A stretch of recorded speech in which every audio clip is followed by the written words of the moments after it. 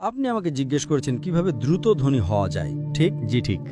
সেরা সমাধান 5 ওয়াক্ত সালাত আদায় করুন আর ফজরের আগে 2 রাকাত সুন্নাত মিস করবেন না। জানেন কেন? মানুষ যখন বিশ্বের টপ 10 জন ধনী ব্যক্তির লিস্ট করে, যুবক মানুষেরা। থামুন থামুন ভাই, আমাকে উত্তরটা দিতে দেন। আমি উত্তর দিচ্ছি, আপনি বলছেন যুবক মানুষ। যুবক মানুষেরা, আমি উত্তর দিচ্ছি। আপনি জানেন শীর্ষ 10 জন ধনী ব্যক্তির তালিকায় 4 নম্বরে বিল গেটস, 3 নম্বরে জেফ বেজোস, 2 নম্বরে এলন মাস্ক, 1 নম্বরে কে?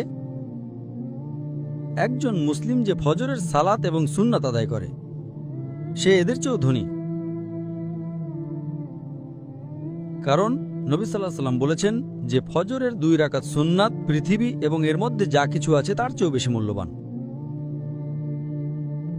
মানুষ এসে বলে, আমি 4 ওয়াক্ত পড়ি, ফজর সালাত মিস করি। আমি বললাম, কেন? আমি সকালে উঠতে পারি না। অন্য সব সালাত সময় মতো পড়ি, ফজর আমি উঠতে পারি না। তো আমি তাকে বললাম, আপনি তো একজন ব্যবসায়ী, ধরুন আমি আপনাকে বললাম কাল সকাল ভোরে 5টায় একটা ব্যবসার ডিল আছে যেখানে আপনি $1 মিলিয়ন পাবেন। আপনি কি সেই ডিলে যাবেন? আপনি বললেন হ্যাঁ, কিন্তু আপনি তো সকালে উঠতে পারেন না। না না না, $1 মিলিয়ন জন্য আমি ঘুমাবই না। তাহলে $1 মিলিয়ন জন্য আপনি ঘুমান না, কিন্তু 2 রাকাত সুন্নাত যা পৃথিবী এবং এর মধ্যে যা কিছু আছে তার চেয়েও দামি, তার জন্য উঠতে পারেন না? ফজরের সালাতের মূল্য কত ভাবুন। সমস্যা হলো আমরা হাদিস শুনি কিন্তু বিশ্বাস করি না, কোরআন পড়ি কিন্তু বিশ্বাস করি না। আল্লাহ বলেছেন,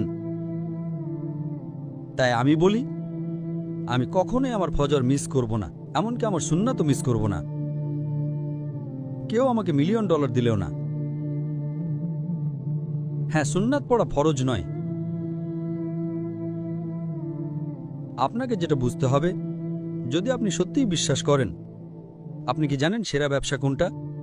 আল্লাহ সূরা বাকারা 2 নম্বর অধ্যায়ে 261 নম্বর আয়াতে বলেছেন, যদি আল্লাহর পথে একটা শস্যদানা দান করেন, আল্লাহ আপনাকে 7টা শীষ দেবেন এবং প্রতিটাতে 100টি করে দানা থাকবে। তার মানে একটা দানা 700 গুণ হয়ে যায়।